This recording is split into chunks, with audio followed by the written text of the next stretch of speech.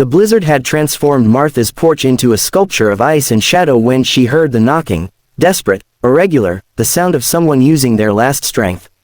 At 73 years old, living alone in a farmhouse that creaked with memories, Martha knew better than to open her door to strangers at midnight. But something about that knocking bypassed every instinct of self-preservation and spoke directly to the part of her that had once been a mother. She pulled her shawl tighter and approached the door, her arthritic fingers fumbling with the locks. The wind screamed as she opened it, and there, on her snow-covered porch, stood a man who looked like winter itself had tried to claim him. Ice clung to his beard, his lips were blue, and in his arms, wrapped in what appeared to be every piece of clothing he owned, was a small girl, maybe 7 years old, her face flushed with fever. "Please," the man gasped, his voice breaking. "My daughter. She needs warmth. I'll sleep in your barn, in your car, anywhere. Just please, let her get warm." Martha didn't hesitate. "Get inside, both of you, now." She ushered them into her living room, where the fireplace still held glowing embers from the evening fire.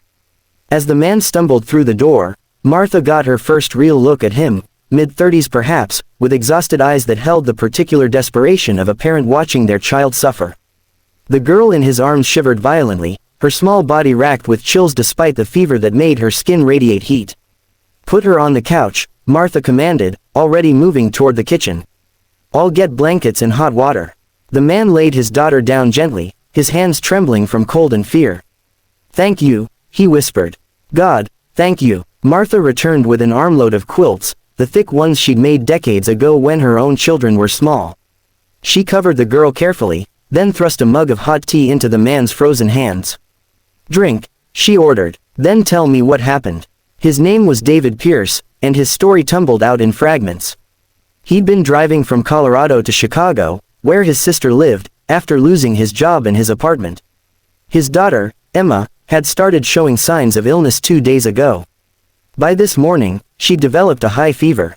He'd been trying to reach the hospital in the next town when his car had broken down on the rural road outside Martha's property.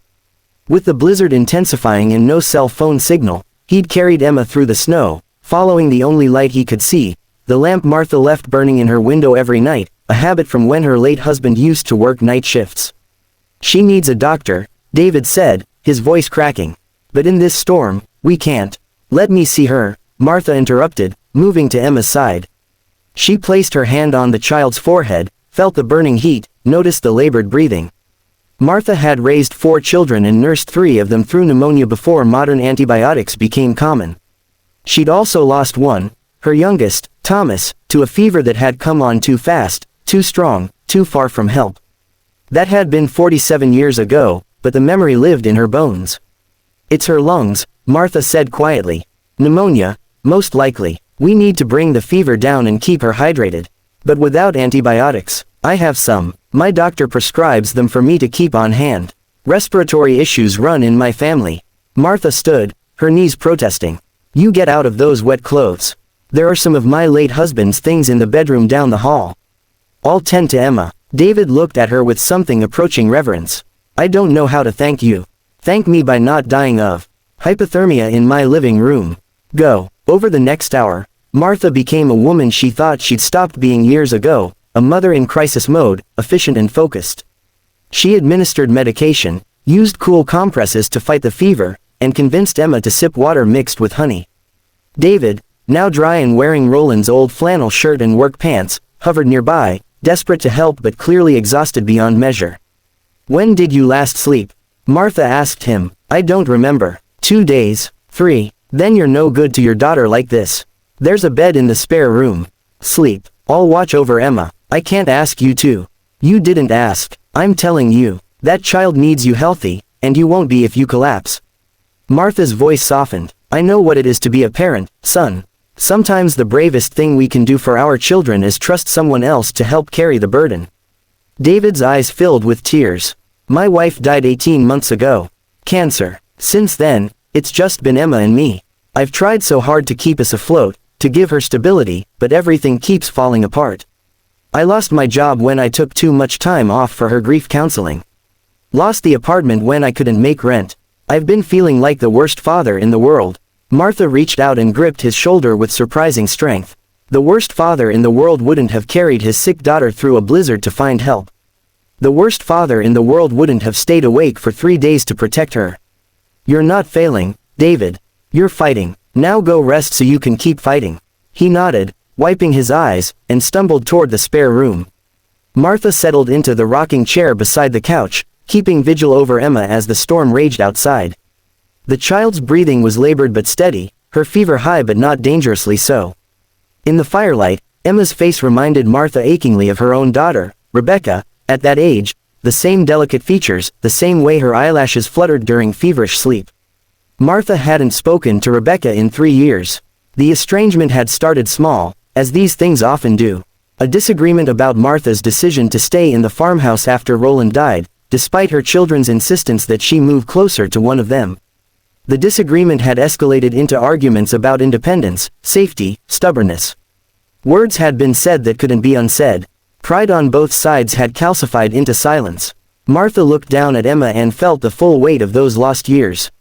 What was pride worth, measured against time? What was being right worth, measured against love? The storm continued through the night. Martha dozed occasionally but mostly stayed awake, monitoring Emma's condition, adjusting blankets, administering medication.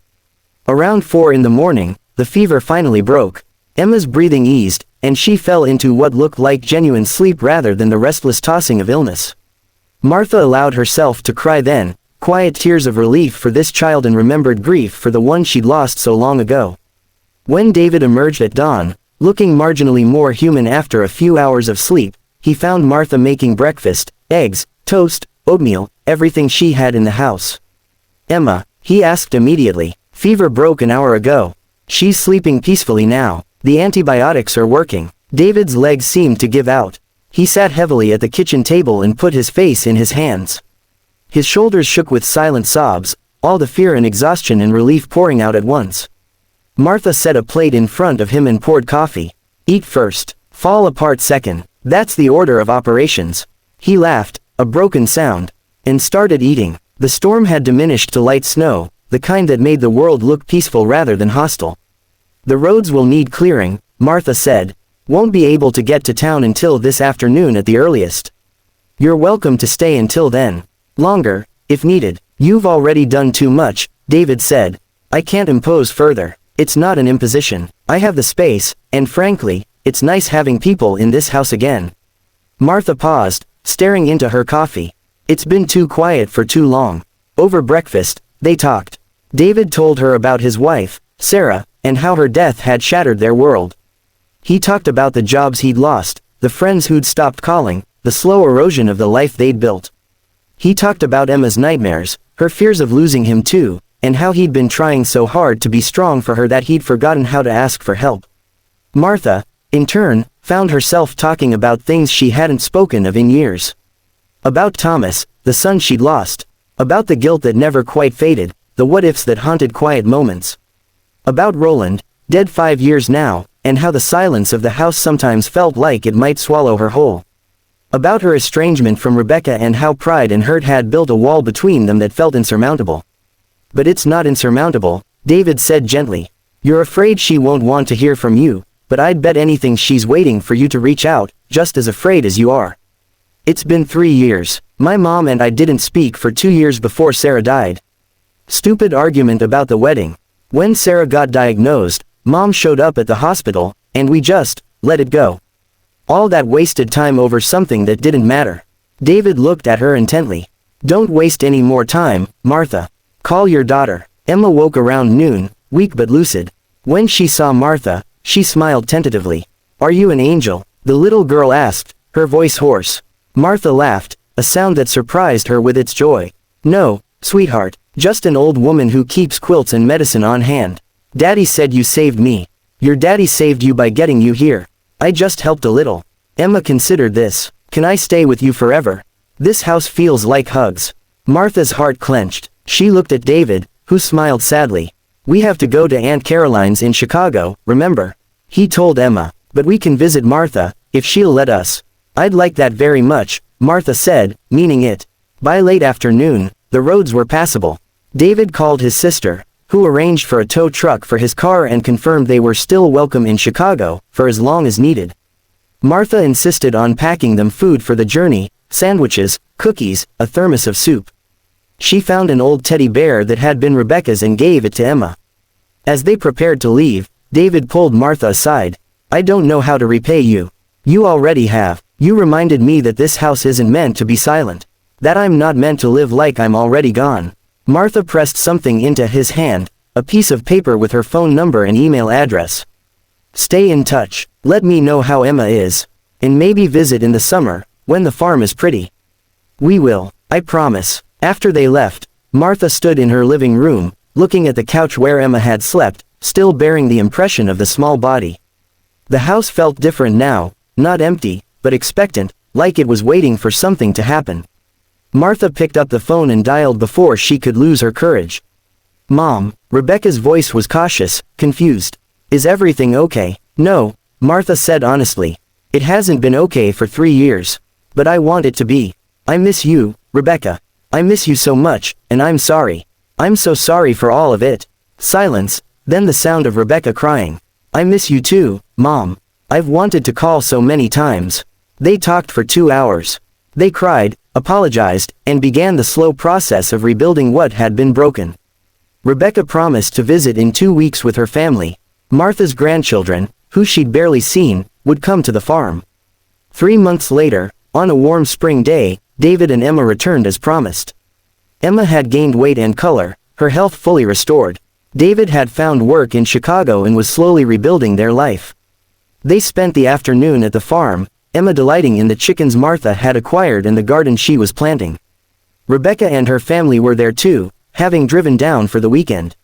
Martha watched as her daughter and grandchildren explored the property, as Emma showed them her favorite spots, as David and Rebecca's husband bonded over grilling. That evening, as they all sat around Martha's dinner table, too many people, too much noise, too much life, Martha felt something she hadn't experienced in years: complete peace. The house that had echoed with absence now rang with presence. The woman who had been slowly disappearing into grief and isolation had been called back to life by a desperate knocking in a blizzard. After dinner, Emma climbed into Martha's lap, something she'd done on every visit. "Thank you for saving me," the little girl whispered. Martha kissed her head. "Thank you for saving me back." Because that's what had happened, Martha realized. In opening her door to a freezing man and his sick daughter, she hadn't just offered shelter, she'd allowed herself to be rescued from the cold that had nothing to do with weather. The isolation she'd wrapped around herself like a shroud had been torn away by necessity, by compassion, by the simple act of saying yes when every protective instinct said no. David caught her eye across the table and raised his glass slightly, understanding in his expression. They'd both been lost in their grief, stumbling through storms of their own making. But somehow, through chance or providence or simple human decency, they'd found each other on that desperate night and discovered that survival wasn't meant to be solitary. As the evening wore on and the house filled with laughter, Martha thought about that lamp she kept burning in the window, the one that had guided David and Emma through the blizzard. She'd kept it lit out of habit, a remnant of waiting for someone who would never come home. But maybe, she thought, that light had been burning for a different reason all along. Maybe it had been waiting not for her past to return, but for her future to arrive. That night, after everyone had gone to bed, Rebecca's family in the spare rooms, David and Emma in a tent they'd pitched outside because Emma thought it was an adventure, Martha sat on her porch and looked at the stars. The same stars that had witnessed her grief, her loss, her slow retreat from the world. But tonight they seemed to shine differently, reflecting not what she'd lost but what she'd found. In the morning, she would make a huge breakfast. There would be chaos in her kitchen, children underfoot, adults laughing over coffee. Her quiet house would be loud and messy and absolutely perfect.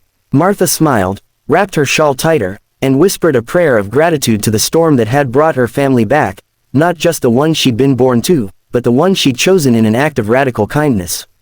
Because sometimes, the most profound changes in our lives arrive freezing and desperate on our doorstep, asking only for a moment of warmth. And if we're brave enough to open the door despite our fear, we might discover that in saving others, we've somehow managed to save ourselves.